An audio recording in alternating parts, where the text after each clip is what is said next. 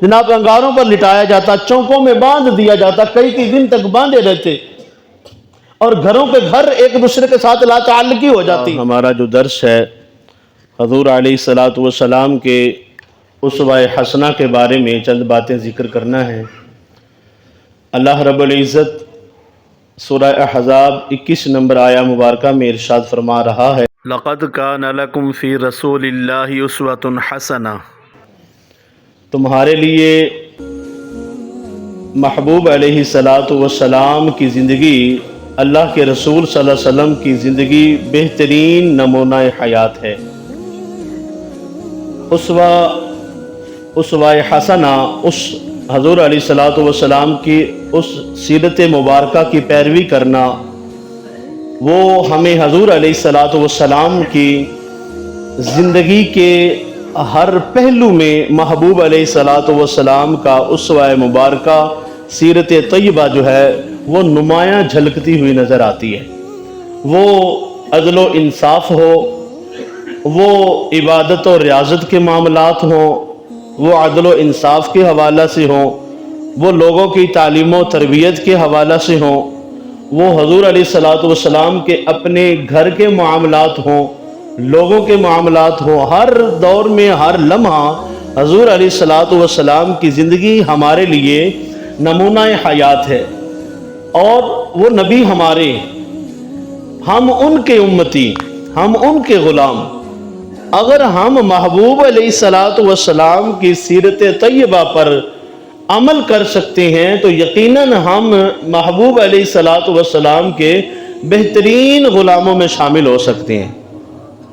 حضور علیہ السلام کا ہر ایک پہلو پہ اگر ہم نظر دوڑائیں تو ہماری یہ دیکھیں کتنی زندگیاں، کتنے لوگ آئے، کتنے چلے گئے، اور کئی کتابیں لکھ چکے، آج بھی لکھ رہے ہیں، قیامت تک محبوب علیہ السلام کی شان و عظمت پر باتیں ہوتی رہیں گی، لوگ لکھتے رہیں گے، لیکن نبی کی شان وَلَلْآخِرَةُ خَيْرٌ لَكَ مِنَ الْأُولَىٰ، اللہ نے جو فرما دیا اے محبوب ہر آنے والا لمحہ پہلے سے بہتر ہوگا۔ اللہ محبوب کی شانوں میں اضافہ فرماتا رہے گا۔ ہمیں چاہیے کہ محبوب کے اخلاق کی طرح اپنا اخلاق کریں، ہمیں چاہیے کہ محبوب کی سیرت کی طرح اپنی سیرت کو سنواریں، ہمیں چاہیے کہ ہمارے محبوب جس طرح سے بات فرمایا کرتے تھے، لوگوں کے ساتھ انداز تکلم تھا، ہمیں بھی چاہیے کہ اس طرح ہم بھی کریں۔ شاید یہ بات ہمیں سمجھ آ جانی چاہیے کہ ہمارے پیارے محبوب علیہ السلام جاتے ہوئے چھوٹے بچوں کو بھی سلام کیا کرتے تھے، چھوٹے بچوں کو۔ اور اگر میں یہ سوال کروں ہم میں سے کہ ہم نے جاتے آتے ہوئے کتنی بار چھوٹے بچوں کو سلام کیا، تو شاید ہم میں سے کوئی بندہ یہ نہیں کہے گا کبھی ہوا ہو، وہ بھی اپنے جاننے والوں میں سے، غیرہ کسی اور بھی نہیں۔ اور حضور علیہ السلام نے جب دنیا میں آپ تشریف لائے ہیں، اعلان نبوت فرمایا ہے، تو سب سے پہلے یہی تو فرمایا ہے آج کے بعد یہ دین مساوات کا درس دیتا ہے، کوئی گورا کوئی کالا، کسی کو کسی پر کوئی فوقیت نہیں، کوئی مال و دولت والا کوئی غریب، کسی کو کوئی فوقیت حاصل نہیں، غریب ہے امیر ہے برابر ہو گئے، کوئی گورا ہے کوئی کالا ہے کوئی عربی ہے کوئی اجمی ہے، سب برابر ہو گئے۔ اور وہ جنہوں نے حضور علیہ السلام کی سیرت طیبہ پر عمل کیا اور انہوں نے کر کے بھی دکھایا، حضرت سیدنا ابو ذر غفاری رضی اللہ تعالی عنہ صحابی رسول، مال و دولت والے لوگوں میں شمار ہوتا ہے، آپ کا روپے پیسے والوں میں شمار ہوتا ہے۔ اب جب دین اسلام میں داخل ہوئے تو دیکھا آپ کے ساتھ غلام، جو پہلے وہ غلامی کا لوگ سلوک کیا کرتے تھے غلاموں کے ساتھ، لیکن جب دین اسلام میں داخل ہوئے ہیں تو لوگوں نے دیکھا ابو ذر غفاری یہ کون ہے؟ آپ فرمانے لگے کہ یہ میرا غلام ہے۔ فرمایا ابو ذر غفاری جس طرح کے کپڑے تو نے پہنے ہوئے ہیں اس سے اچھا لباس تو نے اپنے غلام کو پہنایا ہوا ہے، اور یہ تبدیلی کیسے آ گئی، کیوں آ گئی، اس کی وجہ کیا ہے؟ سیدنا ابو ذر غفاری رضی اللہ تعالیٰ عنہ کہتے ہیں کہ یہ میرے محبوب نے ہمیں تعلیم فرمائی ہے کہ غلام ہے تو غلام کے ساتھ بھی ہمیں محبت کا درس دیا ہے، غلام کے ساتھ بھی نرمی برتنے کا۔ صحابی رسول عرض کی، حضور علیہ السلام کی بارگاہ میں عرض کرتے ہیں یا رسول اللہ صلی اللہ علیہ وسلم، میں اپنے غلام کو، اپنے ماتحت کو ایک دن میں کتنی بار معاف کیا کروں، ایک دن میں کتنی بار معاف کیا کروں؟ حضور علیہ السلام نے ارشاد فرمایا کہ اگر تو نے گنتی پوچھی ہے بھی کتنی بار معاف کیا کروں؟ تو اپنے غلام کو ایک دن میں اپنے ماتحت کو کم از کم 70 بار تو معاف کیا کرنا۔ ظاہر غلطیاں ہو جاتی ہیں، تو غلطی پہ مواخذہ کرنے کے بجائے ان کو معافی کر دینا، اور یہ معافی دے دینا بہت بڑا ہتھیار ہے۔ اور ہمیں اس بات کا اندازہ ہونا چاہیے، ہمیں دین اسلام اس بات کی طرف رہنمائی دیتا ہے کہ جتنا کام اور جتنا فائدہ یہ انسان جب معافی کا اعلان کر کے اس ہتھیار سے اپنے اگلے بندے کو اپنا بنا لیتا ہے یا اس کا مواخذہ کر لیتا ہے، تو میرا نہیں خیال کہ بندہ غصے سے، سختی سے یا سزا سے اگلے بندے کو اپنا بنا لے۔ اور یہ باتیں بڑی ہمارے پاس موجود ہیں، حضور علیہ السلام کی سیرت طیبہ میں یہ بات موجود ہے۔ فتح مکہ کے دن اب وہ لوگ جو حضور علیہ السلام کو پریشان کیا کرتے تھے، محبوب علیہ السلام پر اوجری گرائی، محبوب علیہ السلام کے راستے میں کانٹے بچھائے گئے، طرح طرح کی تکلیفیں دی گئی، محبوب علیہ السلام کے گلے میں وہ کپڑا ڈال کے کھینچا گیا۔ اب کیا کیا بتائیں ہم کہ جتنے ظلم مکہ والوں نے، یہ جتنی تکلیفیں مکہ والوں نے حضور علیہ السلام کو عطا کی۔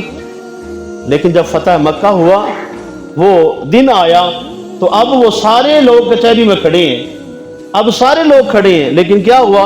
حضور علیہ السلام نے یہ نہیں فرمایا کہ آج جس نے جو تکلیف دی تھی مجھے یا میرے غلاموں کو، صحابہ کرام کو، اتنی تکلیفیں صحابہ کرام کو جناب انگاروں پر لٹایا جاتا، چوکوں میں باندھ دیا جاتا، کئی کئی دن تک باندھے رہتے، اور گھروں کے گھر ایک دوسرے کے ساتھ لا تعلقی ہو جاتی، اتنی تکلیف۔ اب تک شیب ابی طالب میں حضور علیہ السلام کتنے سال رہے، لوگوں سے بائیکاٹ، پتے کھا کر، کھجوروں کی چھالیں جو ہے نا، وہ درختوں کی چھالیں کھا کر حضور علیہ السلام اور آپ کے اہل خانہ نے وہاں پہ وقت گزارا ہے۔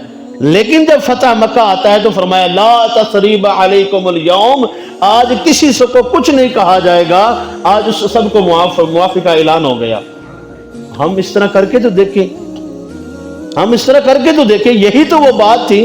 حضور علیہ السلام کا اخلاق ہے، محبوب کی سیرت طیبہ ہے، محبوب کا بات کرنے کا انداز ہے، محبوب علیہ السلام کا لوگوں کے ساتھ میل جول ہے۔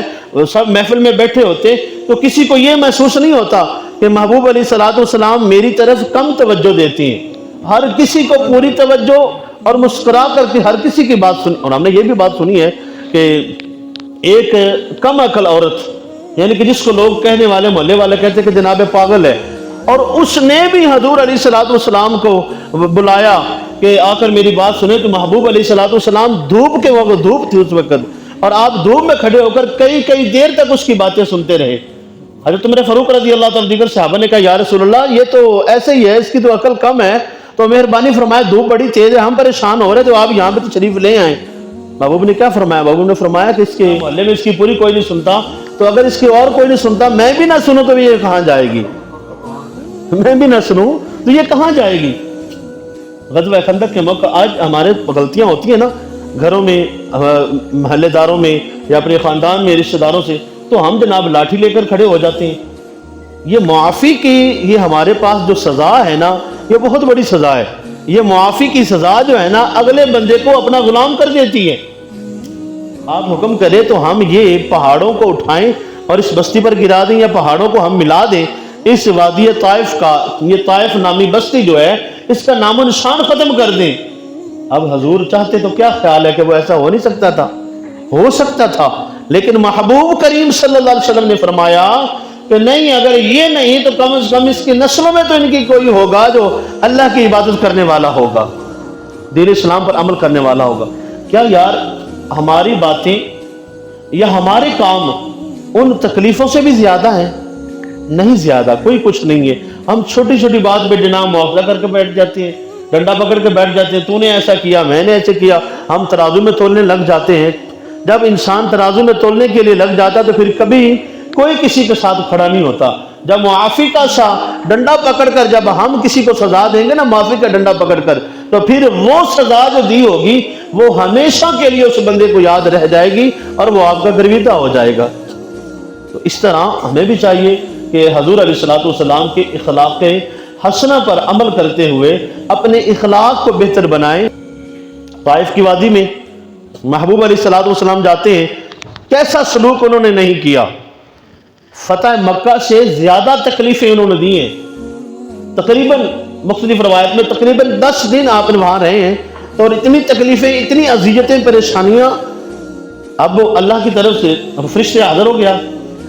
اس وقت کے جو مسلمان ہیں، وہ لوگ جو کلمہ پڑھنے والے ہیں، وہ جو غیر مسلم تھے ساتھ میں، وہ اسی طرح جب دیکھتے تھے کہ جناب یہ مسلمان ہیں، ان کا انداز تکلم یہ بولتے ایسے ہیں، یہ عمل ان کے ایسے ہیں، یہ کام کرتے ہیں، وہ صحابہ کرام کو دیکھ کر غیر مسلم جو ہیں وہ کلمے پڑھ لیا کرتے تھے. اور آج کے دور کے مسلمان کو، آج کے دور کے جو مسلمان کو وہ غیر مسلم کیا کہتے ہیں؟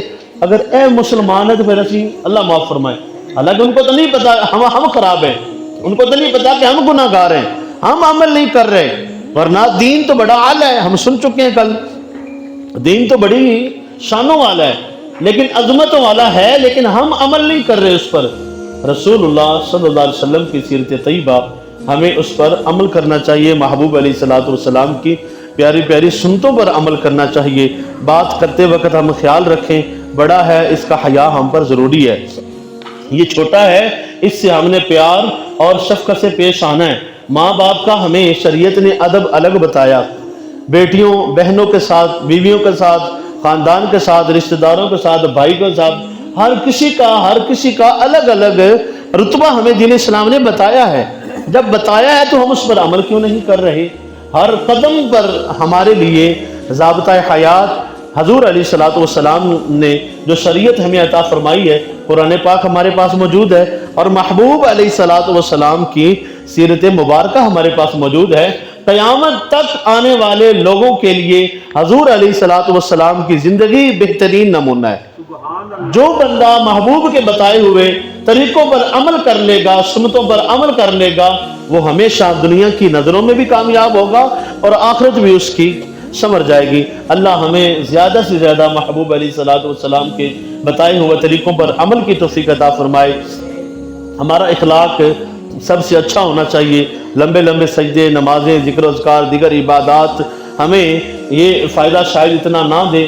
یہ انسانوں کے ساتھ اگر ہمارا اخلاق اچھا نہیں کہ ہر بات کے بدلے غصے ہو جانا، یا ہم جناب اگلے کسی بندے چھوٹے بڑے کا لحاظ نہ کریں، حیا نہ کریں، تو اس نے یہی کہنا جناب وڈا تو آیا نمازی گل کرن دی تمیز کو نہیں، وڈا تو آیا جناب چودھری دی گل کرن دی تمیز کو نہیں، وڈا تو آیا جناب فلاں اور گل کرن دی تمیز نہیں. لیکن جب انسان اپنا اخلاق، اور یہی اخلاق کو حضور نے بتایا نا، اب اپنے تو اپنے تھے، پرائے بھی کہتے تھے کہ ہم نے ان جیسا سچا آدمی دیکھا ہی کوئی نہیں ہے. غیر مسلم بھی اس بات کو مانتے تھے، وہ کلمہ نہیں پڑھ دے، لیکن اسی اے مننے کہ تو بندہ بڑا کھڑا ہے، تو سچے نے مانتے تھے. لیکن آج ہمیں کون مانتا ہے؟ اللہ ہمیں محبوب علیہ السلام کی سنتوں پر عمل کی توفیق عطا فرمائے. آمین. وآخر دعوانا الحمدللہ رب العالمین.